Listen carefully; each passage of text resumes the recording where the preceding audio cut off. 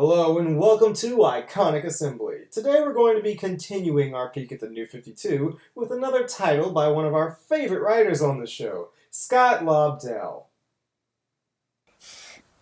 Yay.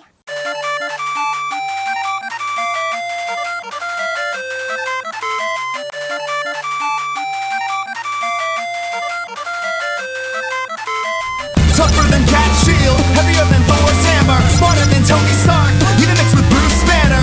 Quicker than the Flash, darker than Batman's past, hotter than the heat vision of Superman days of future past. Comics and comedy, nostalgia, brutal honesty, the web series you wanna see, iconic phenomenally. Maybe just a reminder of what you like to see, so check the comics coming at you on your computer screen. This is iconic, phenomenally phenomenons, whatever planet you're rocking on, whatever channel you're talking on. Iconic, phenomenally phenomenons, whatever planet you're rocking on, whatever channel you're talking on. Iconic, phenomenally phenomenons, whatever planet you're rocking on, whatever channel you're talking on. Iconic, phenomenally phenomenons, whatever planet you're rocking on, whatever channel you're talking on. What?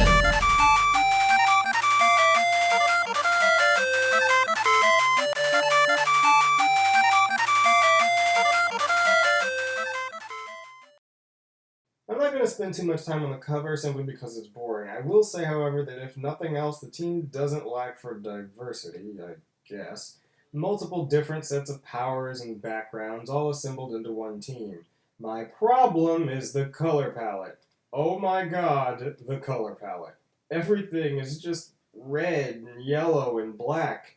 The exceptions are Bunker bringing in the purple, the blue cracks of light in Solstice's body, and, well, I'd say Skitter, but her own color scheme is just very muted and dark by itself. Page 1 brings us to... Wait a minute, hold on. Are you serious? First page and you're already hitting us with a comic cliche? Meh, I've seen worse.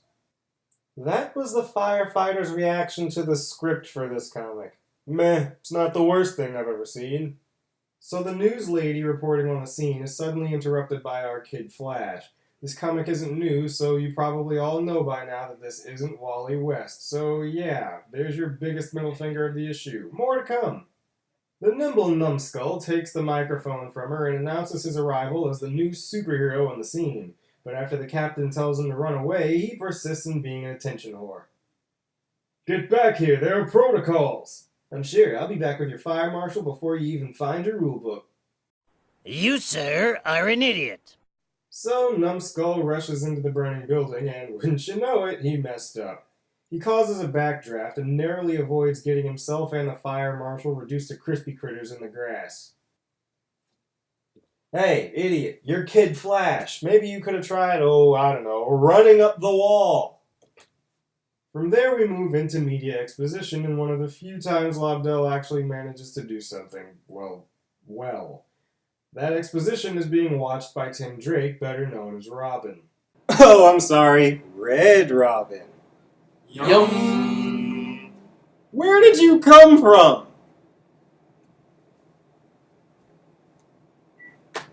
He's in New York now, and not Gotham, because Lobdell used to write for Marvel or something, I guess. The amusing thing is that on this enormous screen, I can find no less than 7 references to things from the post-Crisis continuity that I would rather be reading right now. Oh, an X-Men reference. Cute. So Tim picks up a picture of him and Batman. Wait. A picture of Batman and Robin. I'm sorry, but no. Look what you started. Seriously, what were you thinking? Hey, idiot! Are you forgetting that it was your idea to help him in the first place? So in the very next sequence, he takes that picture and makes a perfect backhanded throw that hits a stealth trooper of some kind in the throat. This is the leader of the motley crew. He's a total BA, right? Right? Pardon me, but that's bullshit. You know, part of the appeal of the Teen Titans is that they're the less experienced guys. They aren't Ultra Boss on their own. They aren't totally efficient. But they're trying. And when they try as a team, they get the job done. Hence the phrase, Titans together! They didn't just make that up because alliteration. But yeah, Darth Loser here tries to offer Robin a seat on the dark side. However, Robin declines and reveals that he planned ahead and rigged the place to blow. You know, I may have nicknamed the wrong character Numbskull. So, not only could you have just killed these people if they chose not to believe you, but you could have badly injured a number of innocents, and you probably just drew a lot of attention to the area. And considering you were at Lex Towers, owned by the most intelligent human being on the planet, you could say that what you just did was unfathomably stupid. So Tim expands his flight wings and God, Lobdell! For the love of Christ, stop with the narrative exposition. The more you do that, the more you make it seem like you don't trust your audience to follow the story on their own. Not that there's really a story to even be had here. What's worse? All of the bull he's saying can be summed up in 2 thought bubbles. I can't believe I'm letting myself get pulled back into this, but it can't be helped. I'm going to need a team. Done! But we're not done yet. It continues on to the next page. Her name is Cassie Sandsmark. And I absolutely could not have established that through dialogue. She's 17 years old. Though her age is pretty irrelevant since we don't know anyone else's age in this thing. Brilliant, gorgeous, a free spirit. Uh-huh. I'll let you know when we get a hint of that brilliance. And no, that's not her car. Oh gee, I never would have guessed. It'd be polite to say the girl has boundary issues. Says the guy who just blew up a penthouse in a city that has every right to be paranoid about bombs. You're an idiot. So Cassie gets pulled over by a cop, and there's some sort of ominous figure in the background that doesn't matter and we won't think about again for a while. I'm sorry, officer. This is my mother's car. No, it's not.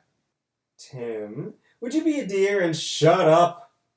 So Tim knocks the guy out and... Cassie, my name is Red Robin and I need you to come with me. There's an international organization tracking down young metahumans, and by the best of my calculations, you're next. By the best of your calculations, huh? Not even gonna bring up the guy that just had her in a chokehold, huh?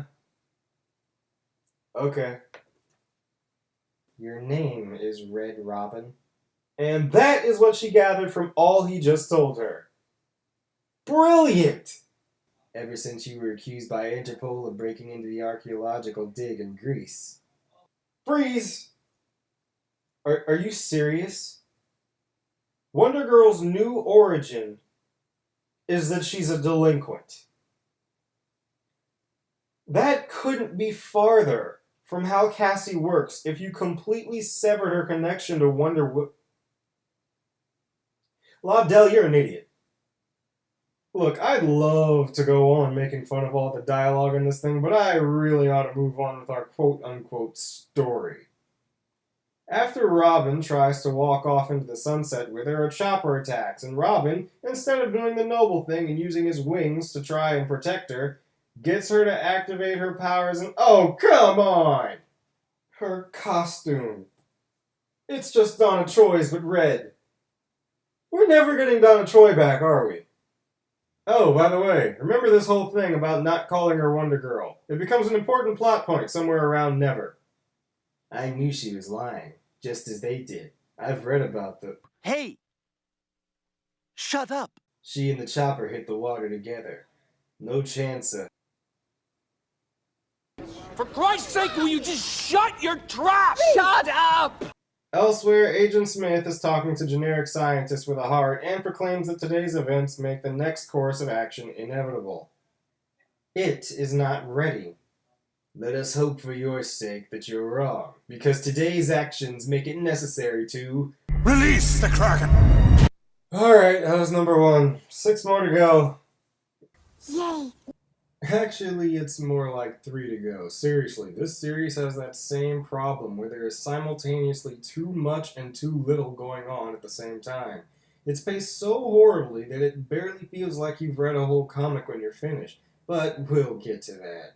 So, ignoring covers, our issue starts with Numbskull. I'm not sure whether or not I should be furious here, though. This mess of yellow is half internal monologue and half lazy narrative exposition. If nothing else, I can fault it for attempting to be funny but failing at it. Quite badly, I might add. Next is where the quote-unquote fun of this issue starts. Cassie is taking Tim around LA before heading home. I'd say this was working towards character development, but we're not learning anything new about either of them here. It isn't exposition because no new information is being given. So what is this scene other than a kinda sorta setup for a half-baked romantic subplot? Alright audience, I do think we've stumbled across a rare case today. You see, only in the wilds of Lobdeli is it this frequent that someone might actually get a chance to see a scene so totally pointless as this. Now don't get too close. Their start of their cry can bring in more of them to infest the entire comic, and they can be quite ravenous in groups. Oh dear. Next we see Superboy sitting in a metal easy chair watching Wonder Girl in action to get ready to take her on. Moving on, we find a scene that actually is establishing things for characters, even if only a minimal amount. Good guy. Great. Just what I was looking for. Missed annoying kid brother by that much. Tim likes Cassie. Sorry, I thought that the comic was having a hard time being as obvious as possible with its stupid little subplot. So Tim does a little sleuthing and finds out about a creature called Skitter in the area. He traces an interview someone had about it, finding a witness. After revealing to her that he knows, she confesses the story about her twin who transferred out of school. Turns out Tim wasn't the only one she told. So the scene shifts to the sewers where, we have the best job in the world or what? Seriously, we get to make our own hours. And to top off all that, Stop that! So Robin cuts in, blah, blah, blah, banter, banter, banter, fight scene. Oh, look, there's two of the bad guy. How unexpected. I hate when I get all speechy like this. Then here's a thought boy blunder. Don't. There are superheroes out there who go their entire careers without ever uttering a single holier-than-thou speech. So yada yada yada, there's a third one, etc. etc. Skitter incapacitates them, and here we are arriving at Skitter attacking Robin. Wonder Girl shows up to help because the plot says so and knocks Skitter into a wall. If I'm not careful, I could fall in love with that girl. Gee, I wonder who ends up together in this book. So blah blah blah, we're even, it wasn't because I like you, yammer yammer, we need to get out of here, ramble ramble, now I'm alone. Look, you get the idea. Elsewhere, Numbskull is now carrying out his escape plan, and while he's running around, he finds this door. That door, of course, leads to this terrifying image. Have fun with that, Nightmare Fuel. Oh, and that's the end of this comic. The next one picks up with Numbskull rescuing the girl in there, and wait. This is Solstice. They turned that into that. I'll save this for the end. So it turns out this base is somewhere in the Arctic, and like the idiot he is, he loses his footing on the ice, sending them both plummeting to their doom. Next, we're introduced to this guy. Meet Miguel, aka Bunker. He's traveling around America for reasons, and he comes across Skitter's cocoon in a railway car. Old Hobo here sneaks up on him, and he shrieks like a schoolgirl. Well, it's about time for this comic to start hitting its 88th drive, so let's just get this over with. Cassie interrogates one of the triplicate meatheads and Solstice can still fly. Yay, everybody's happy. The 88th drive can take a break now to actually focus on something again. The old bum here decides to question what Miguel is running from, and he says that maybe he's just a free spirit, or maybe his father owns the railroad and he wants to look at his inheritance firsthand. That's an awful lot of maybes. Yeah, all two of them. The old man doesn't buy it, and shock of all shocks, it's Robin. The two get ready to tear one another apart, but when Robin reveals just who he is, Miguel recognizes him and the violence stops. To sum it all up, he's followed Red Robin's work online for months and came to America to find him. The train stops and they find that the entire town is being mind controlled. C as Red Robin somehow deduces that the mind control was the product of a device and not a powerful telepath. Now witness the emergence of the certain villain of this issue, a walking pile of scrap calling himself Detritus. Listen as Detritus monologues to us about its directive and just as quickly disappears completely, leaving no trace that he'd ever been there, even wiping Robin's mind of his encounter. And there you have it, a perfect example of a totally pointless scene in action. Now let's get out of here before... Oh, come on! And after that, Robin returns so Bunker can reveal to us that Skitter has reverted to her human form. Our comic ends with Numbskull and Solstice reaching some sort of street in the Arctic. Okay then, issue 4 starts with Cassie going around dressed as Dazzler for some reason. Why the hurry? Well, she's being hunted like a gazelle. I should have let Red Robin's problems be his problems. He was doing fine without... Oh god, Robin's narration bug is contagious. Now she's doing it too! My name is Superboy. For the love of... This is me throwing up my hands. I said all about this narration that I want to say for the rest of this review. It doesn't stop. Miguel and Celine are hanging out on the roof for some reason, and Celine gets to shelling out grief over her moderately ruined life. But I'm sorry, I just can't take that hair seriously. So, moving on. Robin shows up and goes all Batman on them. The Robin that is supposed to be the absolute least like Batman is being Batman. Call me crazy, but I don't think Lobdell did his homework when it came to conceiving this book. The doorbell rings and Miguel is off to get it, having ordered takeout, but surprise, surprise, it's Numbskull and Solstice, and... Okay, maybe I'm the only one in this line of thinking, but can we at least put clothes on her? I'm aware that that technically isn't her skin or anything, but I'm pretty sure that the only purpose of this redesign was so they could have someone fill in for Starfire to skirt the line between walking around in a birthday suit. So now Superboy and Wonder Girl are fighting. Looks like what? We're back with the other group already? Alright, who's the wise guy that hit the ADH drive? Oh yeah, Solstice? She's rather okay with this whole not even remotely looking human anymore thing. Look, I truly deeply admire her positivity, but for the love of all that is holy, some internal conflict please. Starfire, even at her happiest, most optimistic high point, was not immune to the effects of self-regret and pity. I'm not saying Solstice can't learn to deal with it. I'm not saying that it's bad that she can get over things quickly. But that's just it. She didn't get over anything. She's treating it with a reaction equivalent to, huh, well, I guess this is a development now. Moving on. If there isn't a hurdle for her to internally overcome as a character, then it feels wooden. Numbskull and Robin are talking about Numbskull's origin, and the origin is he's an amnesiac. Moving on, after Tim is done whining like an 8-year-old over a sweatshirt, Celine finds a broadcast pertaining to the fight in Times Square, so Robin asks who's in to help. You people are whacked. I'm gonna try my luck in my cocoon.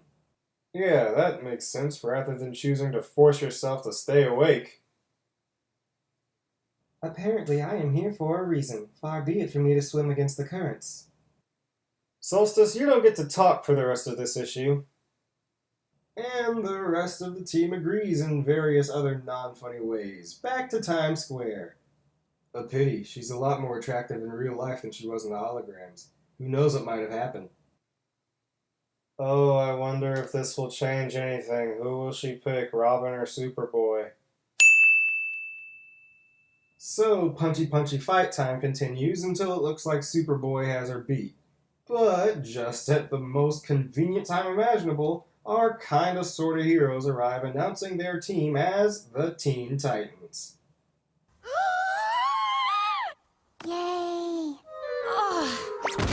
Whoop-de-frickin-do. Okay, it's break time.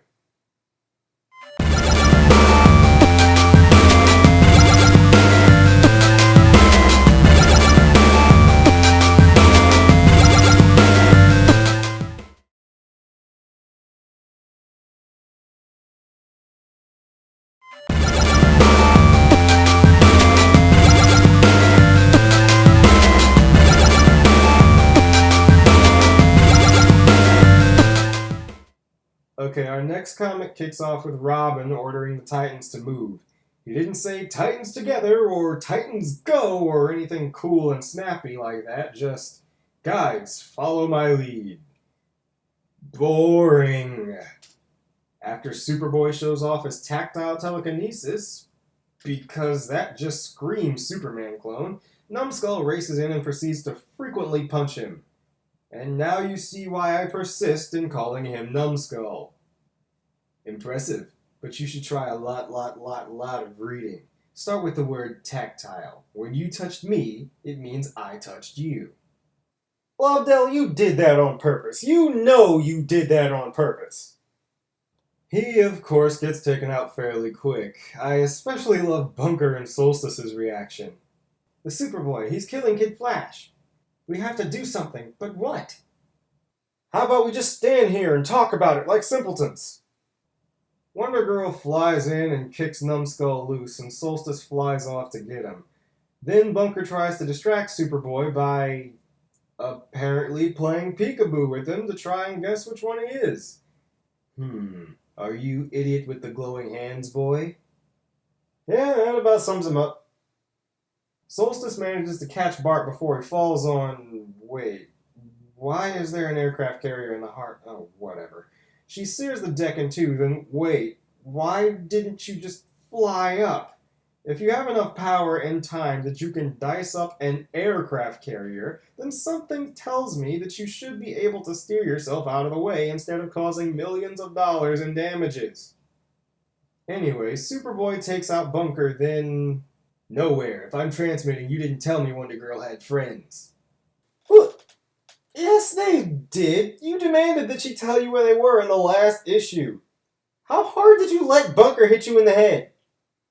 So Agent Smith is an idiot who doesn't let his men give Superboy any backup. Robin flies in and manages to actually back Superboy into a corner before losing because he decided to stop to speechify. Wonder Girl gets dragged on a joyride and hit by a train. Then Solstice tries to talk to Superboy. Because, you know, that worked swimmingly the first time. Another time and place, we might have all been friends. Ha! Ha! Ha! Solstice apparently told him the truth, though, which is somehow not what Robin just did. Still, he headbutts her for her efforts and knocks her out. Then he throws a tantrum and sinks the truck his employers are on. Our comic ends with him flying off, leaving them all there. Alright, here on our next issue, we can all see that the totally pointless scenes of... You know what? No. I quit.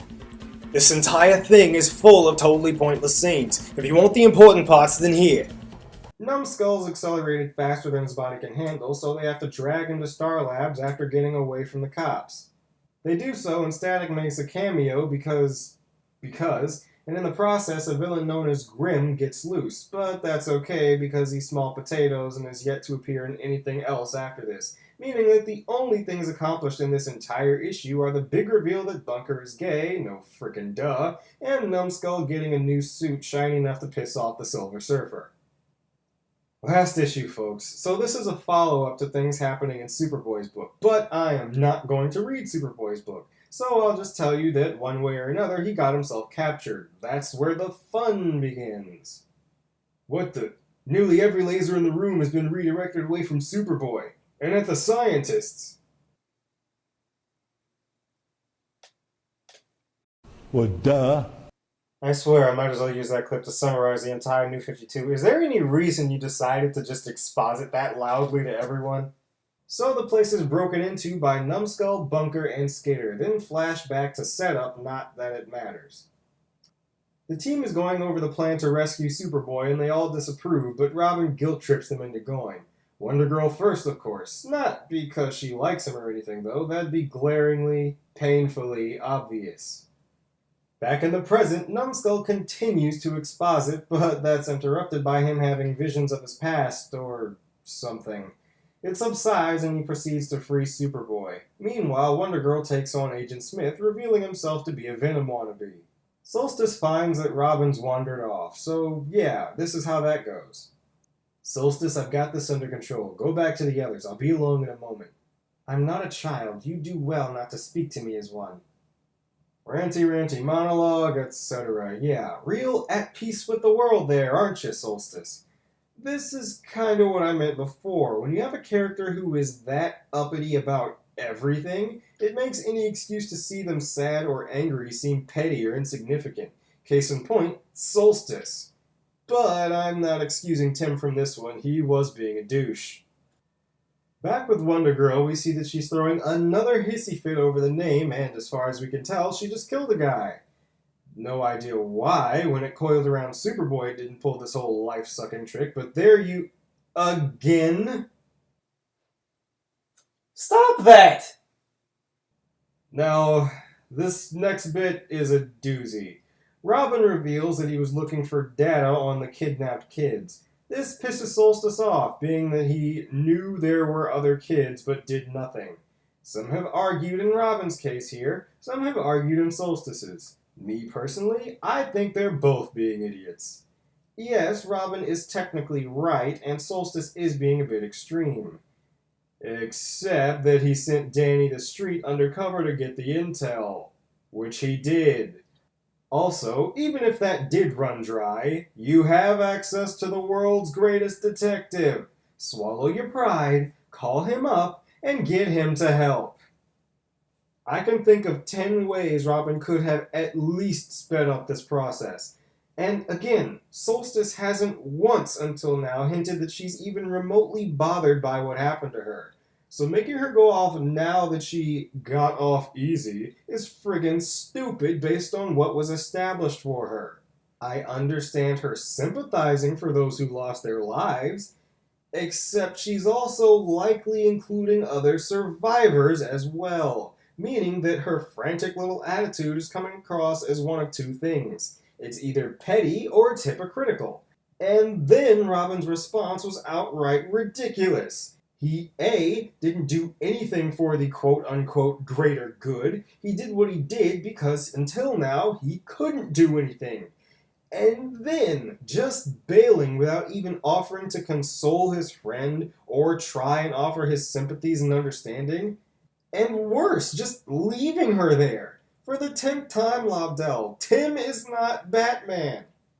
To make it even worse in Robin's case is that he actually tries to leave without her, and the rest of the team stands their ground, refusing to leave until they go back and get her. Point? Both of them look like total morons. But if I had to pick a side to be on, I'll go with Solstice. At least she's looking out for others. If I really must pick an idiot here, I'm gonna go with her.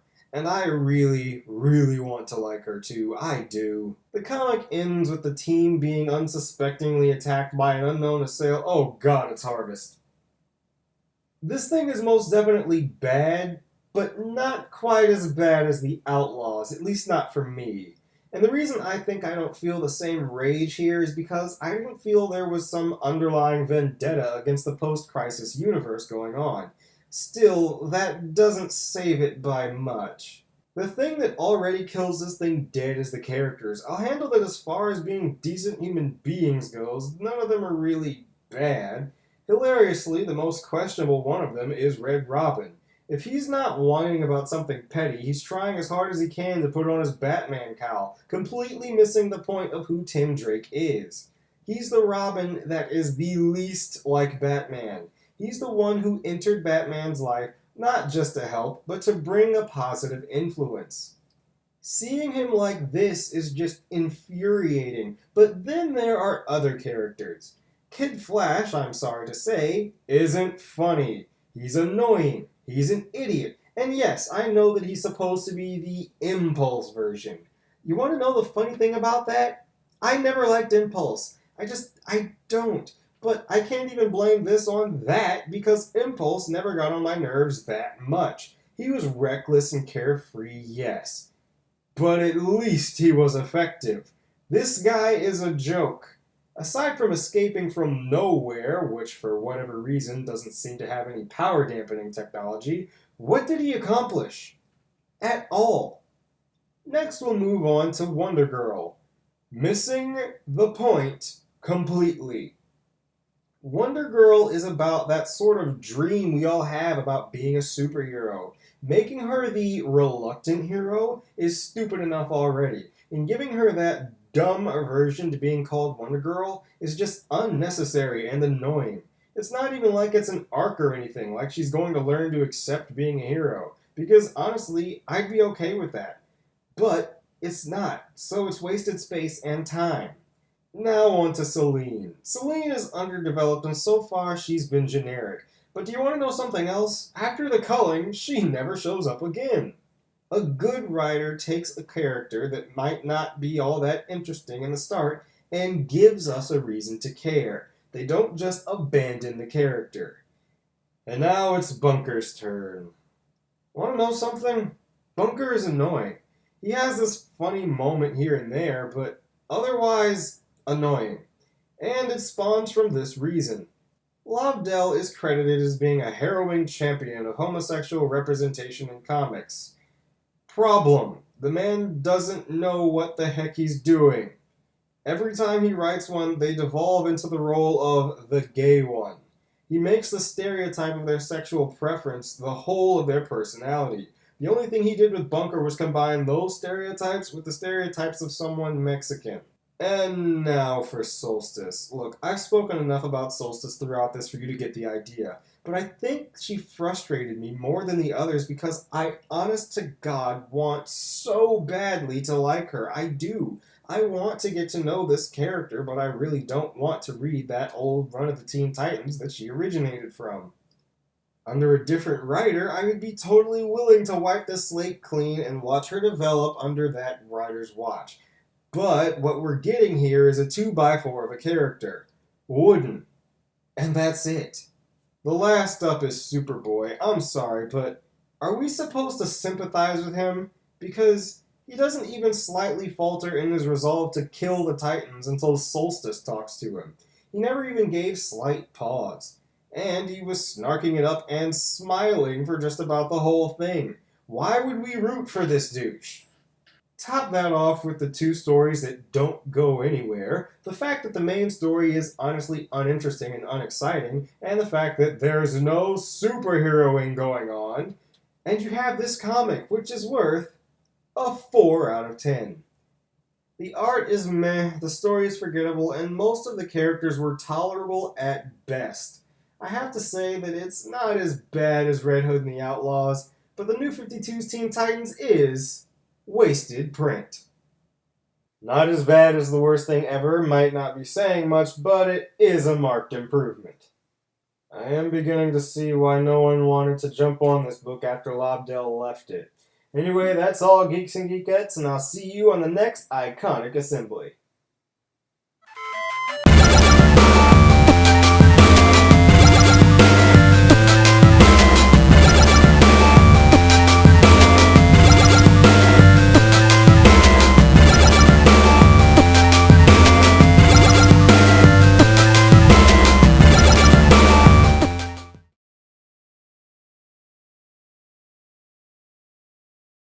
Who better to kick us off than the Man of Steel himself?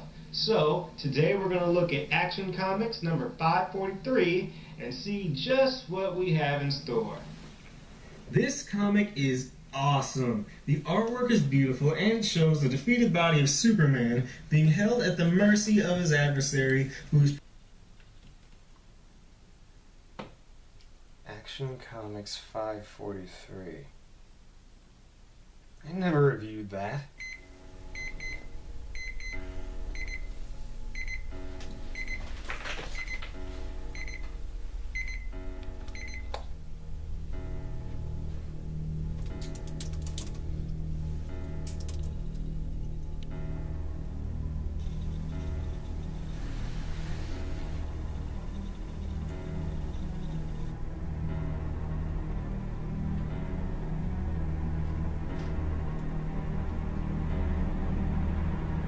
About time.